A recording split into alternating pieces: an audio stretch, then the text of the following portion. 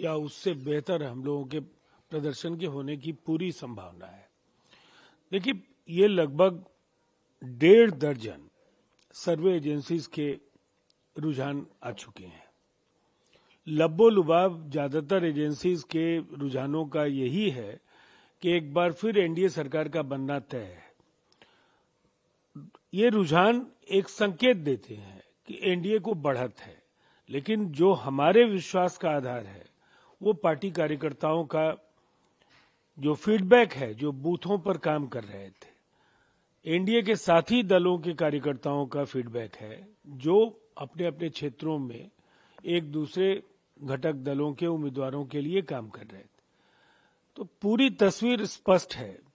एक विराट और अभूतपूर्व जनादेश, अविस्मरणीय जनादेश बिहार की जनता ने नीतीश कुमार जी को दे दिया है। उनका आशीर्वाद नीतीश कुमार जी के नेतृत्व में एनडीए की सरकार को मिल चुका है। अभी लगातार जो बयान आ रहे थे कि कौन बनेगा, विधायक दल की बैठक होगी, तय होगा, जेडीयू की तरफ से लगातार कहा गया नीतीश कुमार ही बनेंगे। अभी काउंटिंग से पहले पोस्टर्स भी कई जगह लगे, जेडीयू ऑफिस के बाहर पोस्टर लगा है नीतीश कुमार की तस्वीर के साथ, टाइगर अभी जिंदा है।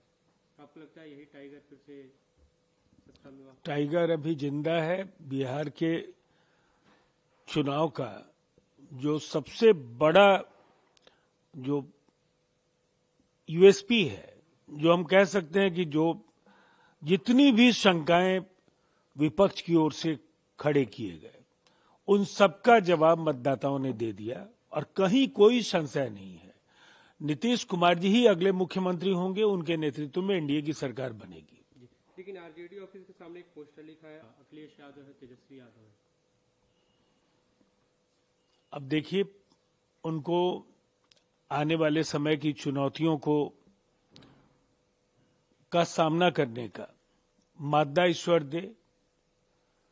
पराजय की विपदा एक राजनीतिक दल के लिए एक बड़ा दंश है और बहुत ही बड़ी हार का सामना उन्हें करना है, तो कुछ ख्याली पुलाव उन्हें पकाना चाहिए। कोई फर्क नहीं पड़ेगा उससे। मतदाताओं ने अपना वोट कर दिया है, पोस्टर सब वो लगाते रहे, कोई फर्क नहीं पड़ेगा। नतीजे दीवारों पर लिखी इबारत की तरह है, उन्हें पढ़ने का भी साहस आरजेडी के नेताओं को जुटा लेना चाहिए। कल केंद्रीय कैबिनेट की बैठक जो बयान जारी हुआ, उसमें जो अभी हालिया जो बम ब्लास्ट था उसे आतंकी घटना करार दिया गया, टेररिस्ट इंसिडेंट करार दिया गया। एनआईए इसकी जांच कर रही है, लगातार सीसीटीवी फुटेज खंगाले जा रहे हैं कि अभी तक जो डेवलपमेंट है, कैसे देखते हैं आप? देखिए, एनआईए को जांच सौंपे जाने से बिल्कुल साफ हो गया है कि ये एक बड़ी वारदात थी। ऐसे घटनाओं की पुनरावृत्ति देश के अनेक राज्यों में हो सकती थी। काफी अचूक रणनीति के साथ केंद्रीय गृह मंत्रालय ने बैठकें शुरू की और केंद्रीय गृह मंत्री अमित शाह जी की अध्यक्षता में जो भी संबद्ध एजेंसीज थे, सबके वरिष्ठ अधिकारियों की बैठक हुई। एनआईए को जांच सौंपे जाने का फैसला हुआ। 10 अधिकारियों की टीम बना दी गई। देश के अलग अलग राज्यों की पुलिस सहयोग कर रही है। इंटेलिजेंस एजेंसीज का समन्वय बेहतर है। ये पूरा आतंकी नेटवर्क धीरे धीरे इसकी पेचीदगियां खुल रही है, परत दर परत उधड़ रहे हैं और हमें विश्वास है जो भी जवाबदेह तत्व इसके पीछे होंगे, जो मास्टरमाइंड होगा, सबके सब सलाखों के पीछे होंगे।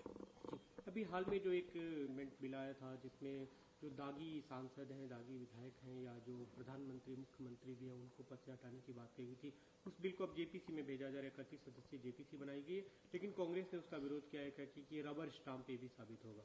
नहीं, पता नहीं दागी पृष्ठभूमि के राजनेताओं के बचाव में कांग्रेस अक्सर क्यों आ जाती है। राजद और कांग्रेस जैसे दल शुचिता, पारदर्शिता और नैतिकता जैसे शब्द उनके शब्दकोश से अगर गायब हो गए हैं, तभी ऐसा काम वो कर सकते हैं।